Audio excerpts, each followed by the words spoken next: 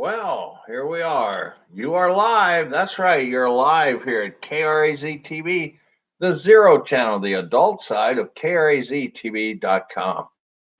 The book today, The Spy and the Traitor by Ben MacIntrye. The greatest espionage story of the Cold War. In fascinating book. We've covered a lot of Soviet stories of secrecy and Cold War and all of that and cryptology and all this. But this one here is about Oleg Gordievsky was a spy like no other.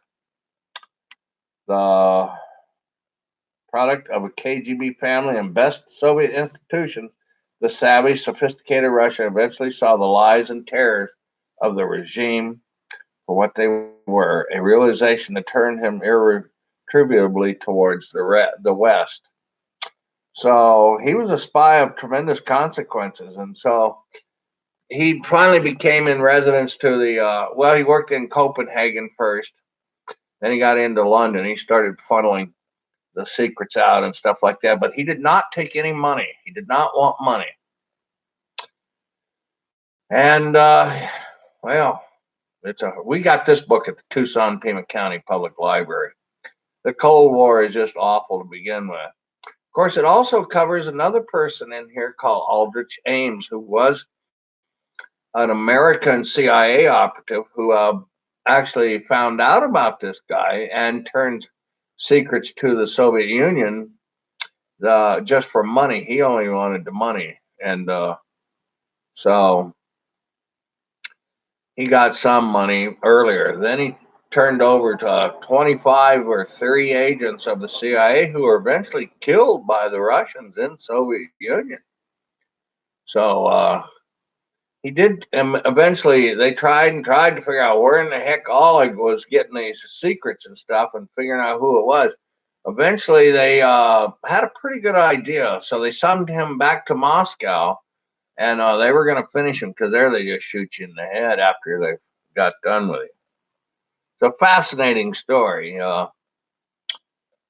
Yeah. So, anyways, back to the story. In the end, it was an exfiltration where he had to be pulled out of Moscow by a car and taken into Finland and across and out. So it was a very touch and go situation at the time. However, he did make it barely by the skin of his teeth.